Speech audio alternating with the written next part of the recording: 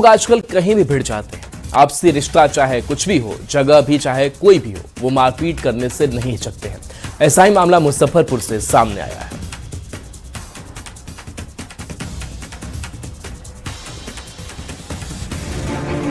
मुजफ्फरपुर में थाने के गेट पर पति की पिटाई का एक वीडियो सोशल मीडिया पर तेजी से वायरल हो रहा है। वीडियो में साफ तौर पर देखा जा सकता है कि एक युवक की कुछ लोग चप्पलों से जमकर पिटाई कर रहे हैं और यह हाई वोल्टेज ड्रामा सरेआम थाने के मुख्य द्वार के ठीक सामने चलता रहा। यह पूरा मामला मुजफ्फरपुर जिले के मोतीपुर थाना गेट का है। बताया जा रहा है कि पिटाई खाने वाला युवक करजा थाना क्षेत्र का रहने वाला है, जिसका अपनी पत्नी से काफी लंबे समय से विवाद चल रहा है। पत्नी मोतीपुर थाना क्षेत्र के महबल की रहने वाली है और इस विवाद को लेकर कोर्ट में मामला भी दर्ज है। इस बीच पति अपनी पत्नी को विदा कराकर ले जाने के लिए ससुराल पहुँचा था। जब ससुराल वालों ने लड़की को भेजने से मना कर दिया तो पति ने थाने में लिखित रूप से देने को कहा। इसी बात को लेकर जब दोनों पक्ष मोतीपुर थाने के गेट पर पहुंचे तो वहां विवाद और बढ़ गया। देखते देखते ससुराल वालों ने मिलकर पति के चप्पलों से सरेआम धुनाई शुरू कर दी, जिसका वहां मौजूद किसी व्यक्ति ने वीडियो बना लिया। थाने के बाहर युवक की पिटाई की सूचना मिलते ही पुलिस तुरंत हरकत में आई और दोनों पक्षों को थाने के अंदर बुलाकर लिखित आवेदन देने को कहा। हालांकि दोनों ही पक्षों ने पुलिस को कोई भी लिखित शिकायत देने से साफ मना कर दिया और कहा कि मामला पहले से ही कोर्ट में है, इसलिए जो भी फैसला होगा वहीं से होगा।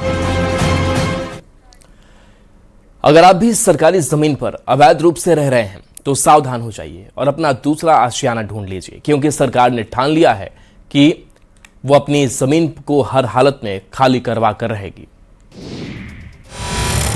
साहिबगंज में राजमहल पूर्व रेलवे के बड़हरवा प्रखंड ने अतिक्रमण हटाओ अभियान चलाया। वरीय अनुभाग अभियंता कार्यालय के निर्देश पर ऐतिहासिक लाल कोठी और उसके आसपास रेलवे की जमीन पर किए गए अवैध अतिक्रमण के खिलाफ ये अभियान शुरू किया गया। रेलवे प्रशासन की संयुक्त टीम ने क्षेत्र का औचक निरीक्षण कर रेलवे की भूमिका पर अवैध कब्जा जमाए 7 लोगों की पहचान की और उन्हें मौके पर ही सार्वजनिक नोटिस थमा दिया। इस नोटिस के जरिए सभी कब्जाधारियों को साफ निर्देश दिया गया है कि वो जारी होने की तिथि से 7 दिनों के भीतर स्वेच्छा से अपने अवैध निर्माण और कब्जे को हटाकर रेलवे की भूमि खाली कर दे। निर्धारित समय सीमा के बाद भी अगर अतिक्रमण नहीं हटाया गया तो रेलवे प्रशासन सख्त कानूनी कार्रवाई करेगा। इस अभियान के दौरान आरपीएफ इंस्पेक्टर समेत कई आला अधिकारी सुरक्षा बल के साथ मौजूद रहे। रेलवे अधिकारियों ने बताया कि ऐतिहासिक लाल कोठी परिसर में अवैध कब्जे की लगातार शिकायतें मिल रही थी, जिसके बाद ये कदम उठाया गया।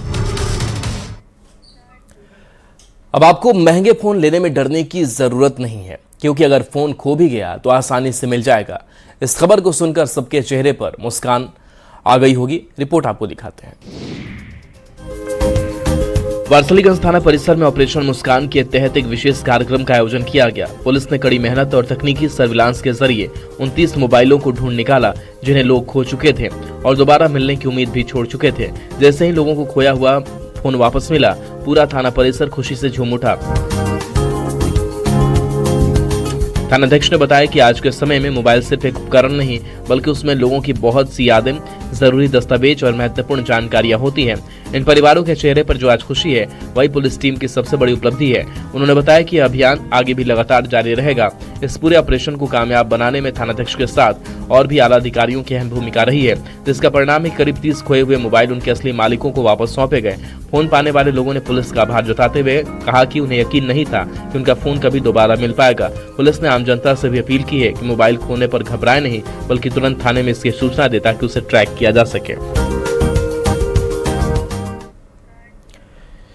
कफ सिरप को लेकर सरकार नई नीति बना चुकी है। कई दवाइयों पर प्रतिबंध लगाया गया हुआ है, लेकिन कुछ लोग ज्यादा मुनाफा उठाने के लिए दवाइयों को चोरी छिपे बेच रहे हैं। रिपोर्ट आपको दिखाते हैं।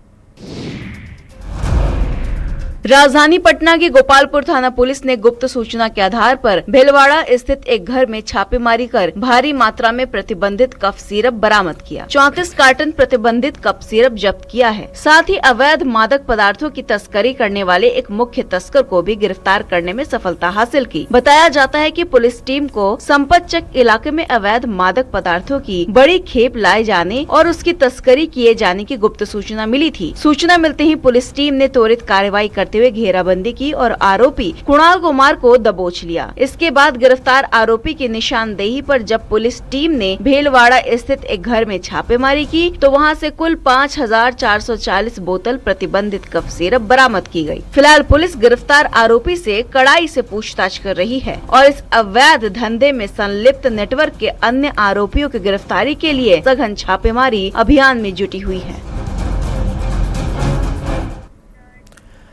अक्सर आपने सुना होगा कि आजकल के बच्चे खेती कृषि से दूर होते जा रहे हैं, लेकिन पूर्णिया में बच्चों की खेती की तरफ प्रेरित होता हुआ दिखाई दे रहे हैं और उनको खेती सिखाई भी जा रही है। पूर्णिया के ग्रामीण इलाकों में इन दिनों हर तरफ किसान धान की रोपनी कर रहे हैं। इसी बीच नई पीढ़ी के बच्चों को पारंपरिक खेती से जोड़ने और धान रोपनी सिखाने के लिए किलकारी ने एक बेहद अनोखी पहल शुरू की है। किलकारी के छात्र श्रीनगर के चमका गांव पहुंचे और वहां खेतों में उतरकर मजदूरों के साथ धान की रोपनी की। इस दौरान किलकारी के बाल कलाकारों ने धान रोपनी से जुड़े पारंपरिक गीत गाकर इस पूरे माहौल में चार चांद लगा दिए।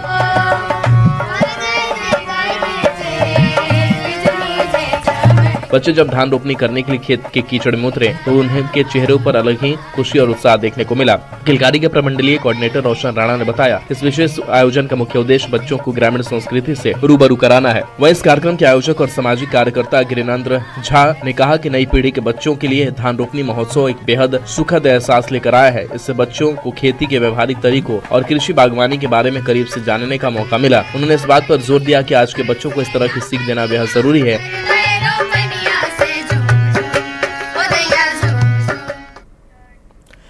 एक समय था जब हर कोई अपने बच्चे को पढ़ाई करने के लिए जोर देता था, लेकिन अब समय बदल चुका है। अब लोग स्पोर्ट्स को लेकर भी काफी जागरूक हैं और खेल कूद में उनका साथ भी दे रहे हैं।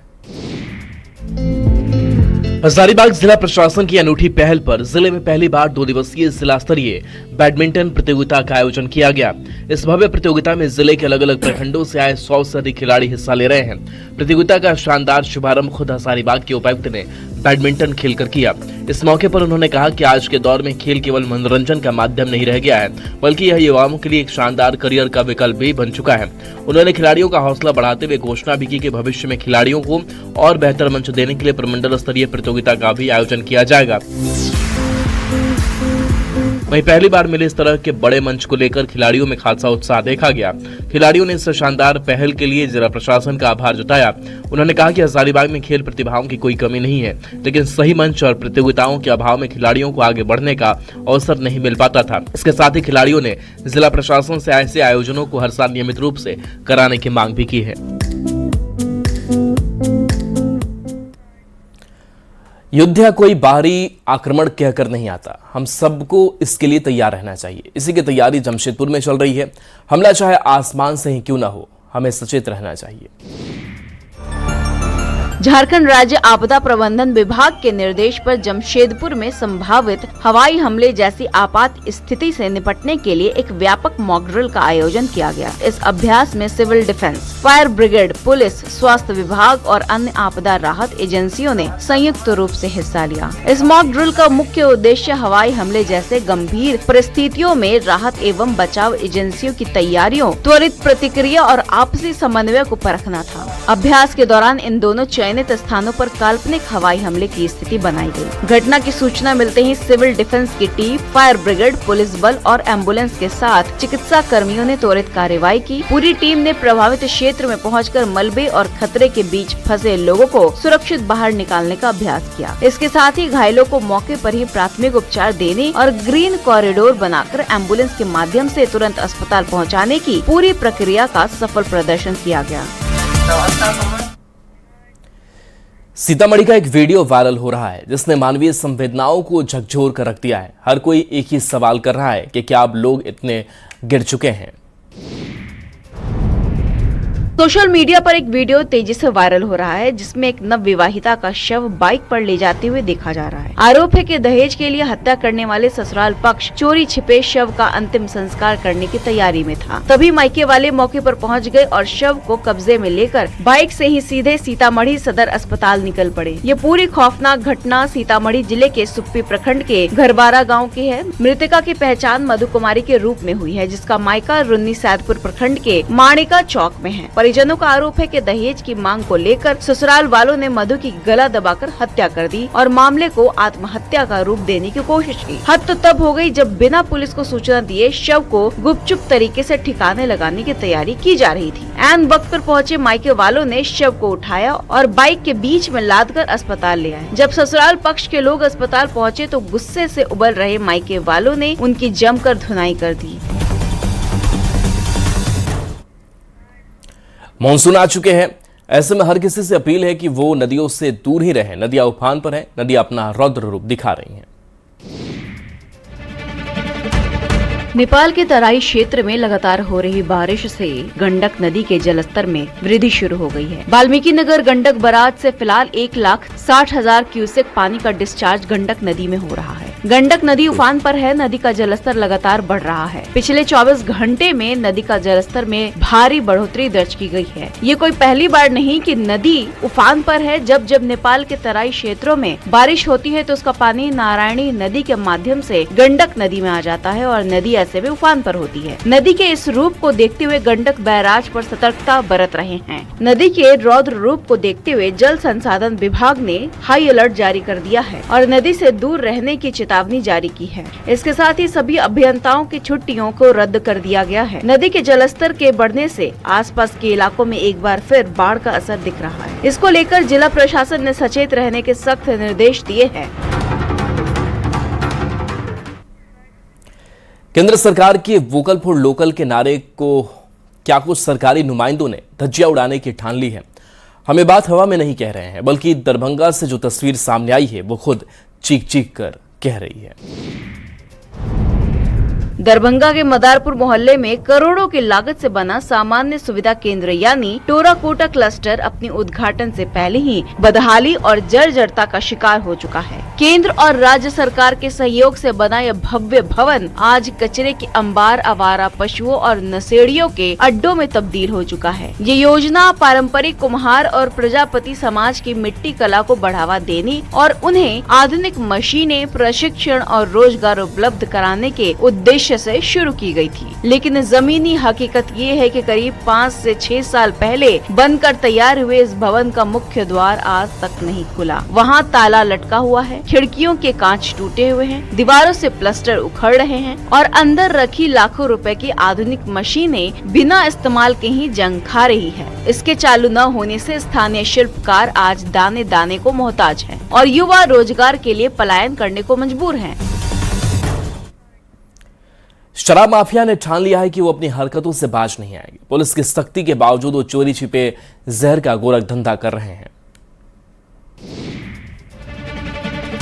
राजधानी पटना के पुनपुन में पुलिस ने नदी किनारे चल रहे अवैध शराब के एक बड़े कारोबार का भांडाफोड़ किया है। पुलिस की इस दबिश ने तस्करों के मंसूबों पर पानी फेर दिया। मामला पुनपुन नदी किनारे का है। बीते रविवार देर रात पुलिस टीम जब क्षेत्र में गश्त कर रही थी, तभी नदी किनारे उठते हुए धुएं ने पुलिस का ध्यान खींचा। जब पुलिस मौके पर पहुंची तो वहां का नजारा देखकर दंग रह गई। तस्करों ने सुनसान जगह को अपना अड्डा बना रखा था और मिट्टी के चूल्हों व घरेलू बर्तनों का जुगाड़ कर बड़े पैमाने पर शराब बनाई जा रही थी। वहां से तैयार शराब को सीधे बोतलों में भरने की पूरी व्यवस्था कर रखी थी। पुनपुन थाना की SHO बेबी कुमारी ने बताया कि मौके पर भारी मात्रा में अवैध निर्माण चल रहा था, जिसे पुलिस ने ध्वस्त कर दिया है। इस कार्रवाई में 500 लीटर से अधिक अर्ध निर्मित शराब को जमीन में गाड़कर और बहाकर नष्ट किया गया। हालांकि छापेमारी की भनक लगते ही अंधेरे का फायदा उठाकर शराब तस्कर फरार होने में कामयाब रहे।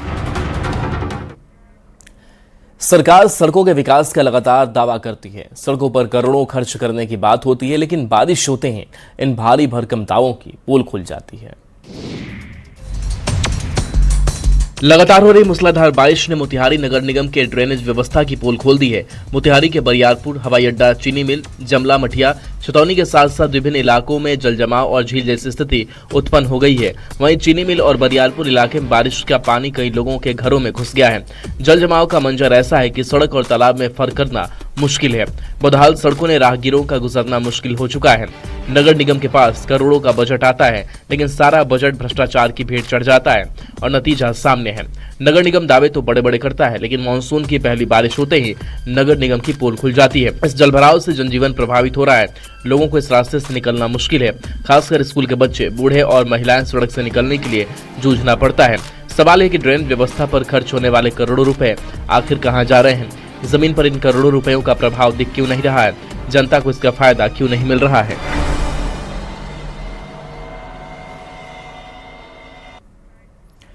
दिल्ली NCR में अब पूरी तरह मानसून आ चुका है। अलग अलग इलाकों में हुई बारिश से राजधानी के तापमान में गिरावट आई है।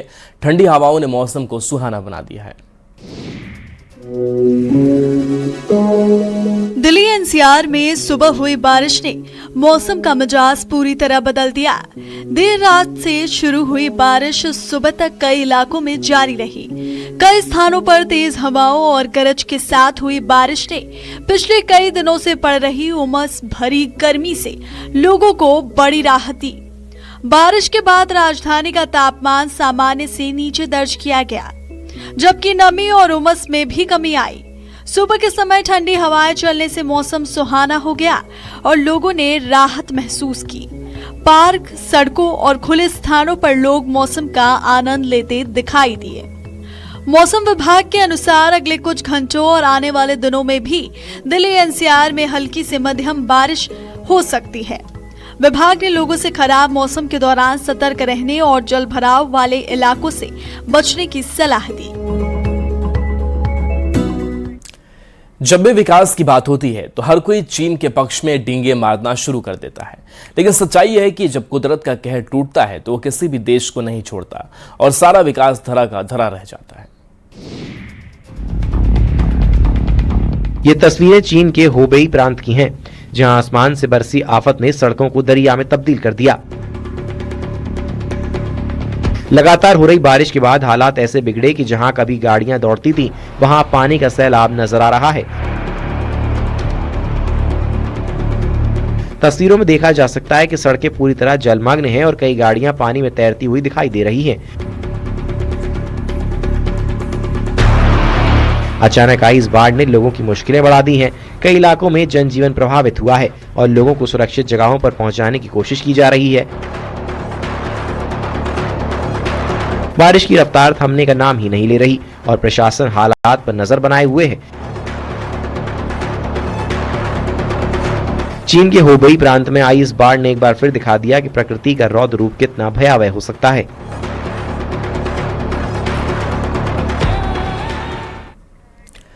जब से मानसून आया है पहाड़ों पर मानो आफत बरस रही हो। पहाड़ों पर बादल फट रहे हैं और आसमान से तबाही बरस रही है। पहाड़ों से जो ताजा तस्वीरें सामने आई है वो भयानक है। साल भर शिव भक्त जिस पल का इंतजार करते हैं, जिस पल हिमालय की गोद में बाबा बर्फानी का स्वरूप प्रकट होता है, इस बार वही बाबा बर्फानी बहुत जल्दी अंतर्ध्यान हो गए। अमरनाथ गुफा में बनने वाला प्राकृतिक हिम शिवलिंग इस बार यात्रा शुरू होने के कुछ ही दिनों बाद पिघल गया, जिसके बाद श्रद्धालुओं में मायूसी है। समुद्र तल से करीब 12,700 फीट की ऊंचाई पर स्थित अमरनाथ गुफा में हर साल बर्फ से स्वयंभू शिवलिंग का निर्माण होता है। भक्त इसे भगवान शिव का साक्षात स्वरूप मानकर दर्शन के लिए पहुंचते हैं, लेकिन सवाल उठ रहा है कि आखिर इस बार ऐसा क्या बदला कि बाबा बर्फानी का स्वरूप इतनी जल्दी बदल गया। दरअसल पिछले कुछ सालों में अमरनाथ यात्रा में सुविधाएं बढ़ी हैं। श्रद्धालुओं की संख्या, हेलीकॉप्टर सेवा और गुफा के आसपास की गतिविधियां भी बढ़ी हैं। हालांकि हिम शिवलिंग का बनना और पिघलना पूरी तरह मौसम और प्राकृतिक परिस्थितियों पर निर्भर करता है।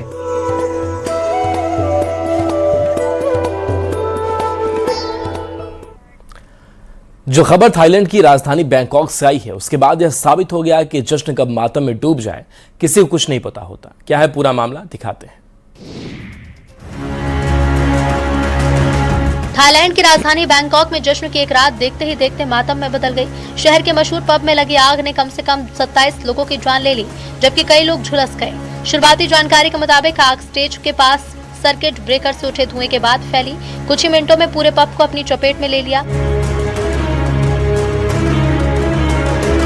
देर रात पब में सैकड़ों लोग आनंद ले रहे थे पार्टी का, और तभी अचानक धुआं उठने लगा। बिजली चली गई और धमाके जैसी आवाज के बाद आग तेजी से फैली। देखते ही देखते म्यूजिक की जगह चीख पुकार ने ले ली और लोग जान बचाने के लिए भागने लगे। प्रत्यक्षदर्शियों के मुताबिक कई लोग बचने के लिए पब के टॉयलेट की ओर भागे, लेकिन वहां से बाहर निकलने का कोई रास्ता नहीं मिला।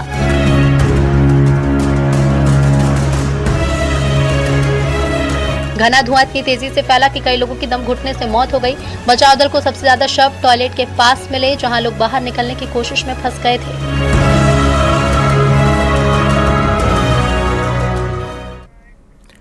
सड़क के दावे तो बड़े बड़े किए जाते हैं, लेकिन इन दावों की सच्चाई तो मानसून आते ही बाहर आ जाती है। चमचमाती सड़कों की क्वालिटी ऐसी है कि मानसून की पहली बारिश नहीं झेल पाती। मॉनसून की पहली बारिश ने ही धनबाद नगर निगम और रेलवे के बड़े बड़े दावों की पोल खोलकर रख दी है। धनबाद रेलवे स्टेशन के दक्षिणी छोर के मुख्य सड़क इस वक्त पूरी तरह नर्क में तब्दील हो चुकी है, जिससे स्थानीय लोगों और राहगीरों का जीना मुहाल हो गया है। सड़क पर चारों तरफ कीचड़, ओवरफ्लो नलियां और गंदगी का अंबार लगा हुआ है, जिससे उठाने वाली भीषण दुर्गंध के कारण लोग बीमार पड़ रहे हैं। आने जाने वाले राहगीरों को कीचड़ और गंदगी से गुजरना पड़ता है। इसकी शिकायत मिलने पर धनबाद के पूर्व मेयर खुद पुराना बाजार सड़क का मुआयना करने पहुंचे। जमीनी हकीकत देखकर पूर्व मेयर का गुस्सा 7वें आसमान पर पहुंच गया और उन्होंने वर्तमान जनप्रतिनिधियों और धनबाद विधायक पर जमकर भड़ास निकाली। पूर्व मेयर ने तंज कसते हुए कहा कि शहर में 4 लेयर के जनप्रतिनिधि होने के बावजूद जनता इस नर्क को सह रही है। इस समस्या का स्थायी समाधान निकालने की मांग की है।